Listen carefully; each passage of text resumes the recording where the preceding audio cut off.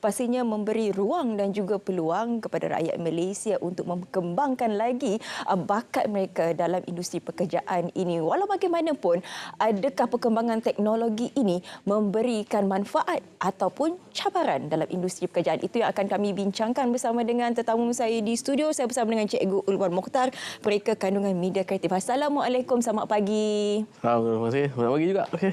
Sihat ya hari ini? Oh, sihat. Sihat, alhamdulillah.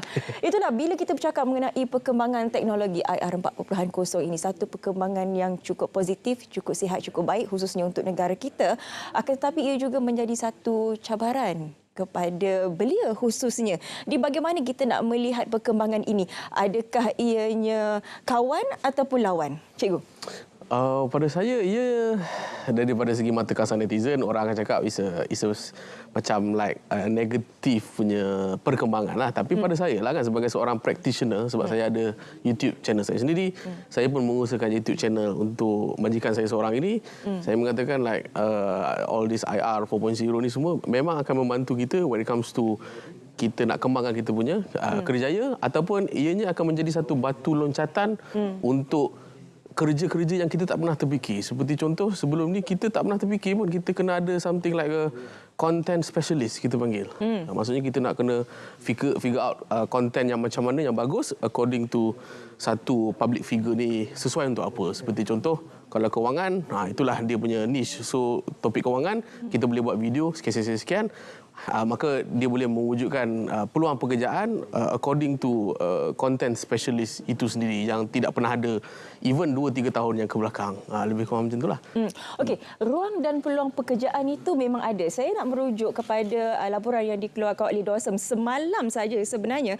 Laporan Job Market Insight penawaran pekerjaan di Malaysia suku tahun pertama 2023, di mana 5 pekerjaan terhangat yang mencatatkan jumlah kekosongan tertinggi ialah bidang profesional periklanan dan pemasaran di tangga pertama, dan juga di tangga kelima ialah pembangunan perisian. Jadi kedua-dua profession ini melibatkan teknologi, sebenarnya teknologi digital.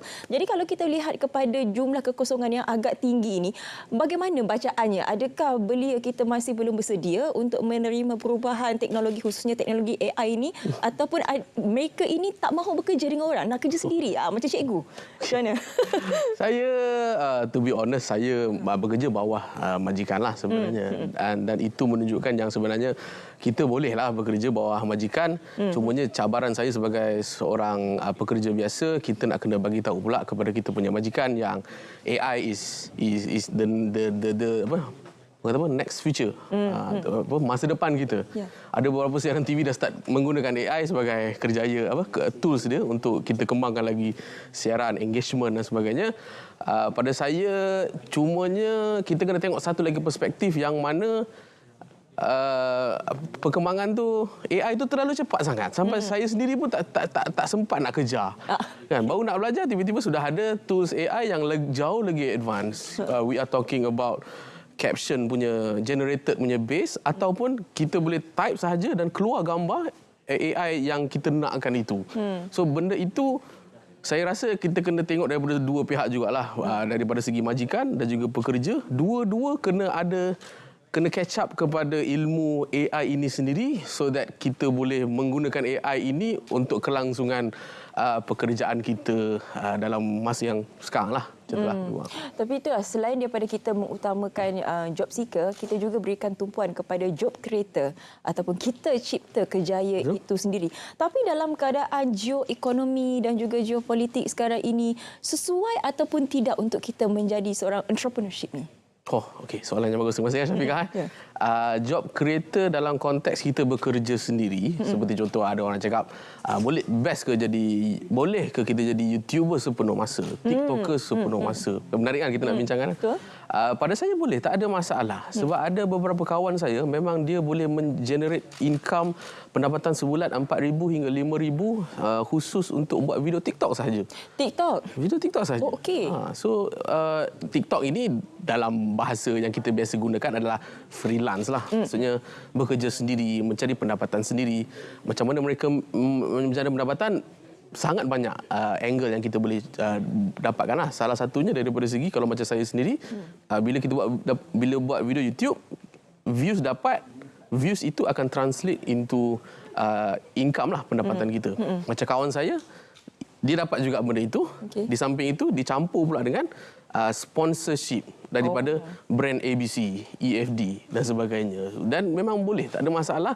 Cumanya memang kita kena catch up to the pace dan juga new tools yang saya dah cakap kepada Syafiqah tadi lah. Kena catch up the pace lah. Cikgu kata memang boleh, tapi adakah ia semudah yang dikatakan dan juga dikabarkan oleh cikgu? Sebab kalau kita dengar bunyinya 4-5 ribu tu indah sangat. Tapi betul. Adakah begitu indah sebenarnya? Ya, terima kasih kerana come up dengan perkara tersebut, kerana betul memang tidak seindah yang biasanya news portal gambarkan lah. Yang mana ada yang cakap yang sesetengah YouTuber dapat pendapatan lebih kurang 1 bulan 20,000, 30,000. Ui, bestnya. Dengarlah. Dengar best lah. Tapi memang secara realitinya headline itu sebenarnya adalah kebenaran dia. Cumanya realiti dia dekat belakang tabir, kena bekerja lagi keras daripada pekerja biasa, kena bekerja keras daripada majikan biasa. Maksudnya kalau kita pekerja biasa boleh tidur lebih kurang 5-8 jam, mereka hanya ada masa untuk tidur 2-3 jam lebih kurang macam itu, sebab pagi, siang, malam mereka akan buat konten. Sebab kalau mereka tidak buat konten, benda itu tidak dapat diterjemahkan kepada pendapatan. In which saya sendiri, saya dah nampaklah kawan-kawan saya yang memang practitioner, pembuat pengusaha konten, ke tahun ketiga, tahun keempat mereka sudah sama ada berhenti buat konten ataupun mereka sudah mengalami masalah kesihatan. Seperti kesihatan mental lah. Yelah, sebab tak cukup tidur, belum lagi serangan bertalu-talu netizen untuk konten kan. Tapi itulah menjadi satu cabaran sebenarnya kepada sektor pendidikan. Apabila kalau kita dengar betapa indahnya menjadi influencer ini sebagai contoh atau YouTuber ke TikTokers ini dengan pulangan yang mewah seperti mana cikgu katakan tadi, sehingga boleh mencapai 20,000. Sehingga ada ramai yang mengatakan bahawa pendidikan sekarang tidak penting lagi kerana ia tidak menjamin masa hadapan mereka, cikgu. Itu pun satu isu yang saya juga selalu educate kepada penonton YouTube saya lah kan.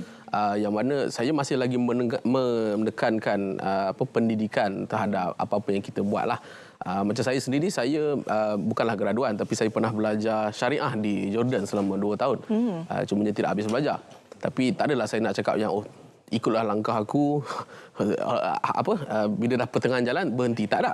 Sebab pada saya, apa yang saya dapat daripada institusi universiti itu yang menyebabkan saya boleh dapat pekerjaan tetap sampai sekarang. Seperti contoh pendidikan yang sedia ada sekarang ini, dia mampu memberi sekurang-kurangnya gambaran etika ataupun protokol misal kata nak dapatkan sponsorship macam mana, macam mana nak berurusan dengan pihak atasan macam mana. Sebab tanpa etika ataupun Perdana Menteri kita sebut tata kelola, benda itu akan menyebabkan kerjaya saya agak terumbang ambing. Sebab saya nak approach sponsorship, saya tak pandai. Dan juga didikan universiti secara umum itulah yang akan menjadikan kita ni lebih strategik bila masa kita nak approach sesuatu pekerjaan. Tapi memang saya suka tekankan sponsorship, sebab sponsorship itulah yang paling banyak akan memberikan pendapatan kepada kita ataupun organisasi pekerjaan yang kita masuk lah, senang cakap. Okey, dalam perkembangan teknologi ini, selain kita menjadi influencer di media sosial, apa lagi di antara cabang-cabang kejaya yang ada, cikgu? Daripada segi seperti contoh, kita boleh jadi content manager. Dia berbeza pula dengan content creator dia lain. Content manager ni maksudnya kita hanya menurut perintah orang yang ketua kita, iaitu content creator tadi. Content manager ni lebih kepada kita nak susun kita punya content. Seperti contoh macam saya sendiri kan, saya dulu pernah ada, kita panggil sebagai content bank. Content bank ni kita dah shoot 30 konten. Kemudian kita akan pilih pula hari Isnin, hari Rabu, hari Jumaat untuk kita jadualkan kita panggil. Itu dah dari segi video. Satu lagi seperti contoh orang yang engage kepada komen-komen misal kata. Itu pun memerlukan job scope yang tersendiri. Sebab kita takkanlah kita nak buat konten kemudian tidak ada interaksi dekat situ. Nanti orang marah pula kan. Sebab dalam konteks content creator, kita akan membina parasocial relationship. Maksudnya orang yang tak kenal saya pun, walaupun dia menonton di YouTube saya, dia rasa macam dekatlah saya dengan Cikgu Luan. Itu satu hubungan yang kalau kita tak wujudkan satu tugas khas untuk menjaga engagement, comments, replies, benda tu akan perlahan-lahan akan meranapkan status ataupun apa kita panggil status lah sebagai seorang content creator. Dan banyak lagi lah. Saya tak bincang lagi pasal AI operator misalnya kata, which saya rasa belum ada lagi lah dekat dalam dunia ni kan. Benda itu pun akan translate juga kepada peluang pekerjaan yang akan datang. Jadi saya mengambil kembali apa yang cikgu katakan tadi, kalau kita nak masuk dalam bidang ini, dia tak boleh masuk sembrono.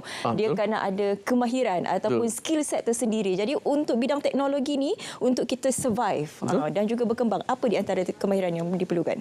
Kemahiran yang pada saya kena dikembangkan asas kepada marketing lah. Saya tak boleh nak nafikan apa yang saya buat pada YouTube channel saya, pada saya punya media sosial sebenarnya adalah marketing, khususnya personal branding. Branding yang personal lah. Untuk mengatakan, hey, saya buat mengajar buat video making, tutorial video making, so saya akan buat konten berdasarkan saya punya branding itself. So saya pun tak adalah belajar marketing dekat universiti ke apa, tapi saya hanya cukup faham marketing secara umum itu apa motif dia. Itu yang paling penting lah, yang menyebabkan sampai sekarang orang masih lagi berjumpa dengan saya, nak buat private coaching dengan saya, sampai tahap RTM pun nak jemput saya kat sini bersama dengan Syafiqah.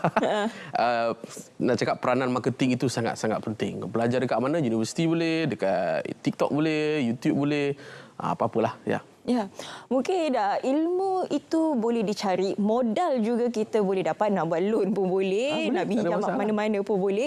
Tapi itulah bagaimana cara untuk kita mengembangkan perniagaan ataupun bakat itu, seperti mana cikgu katakan tadi, melalui marketing dan juga branding. Dua elemen yang sangat penting dalam perniagaan dan juga dalam bagaimana kita nak meningkatkan lagi daya saing kita dalam industri sekarang ini.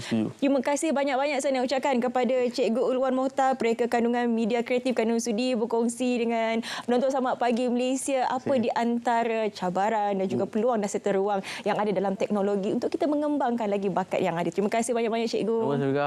Okey, kita nak berehat seketika. Selepas ini kembali semula bersama dengan kami dalam Selamat Pagi Malaysia.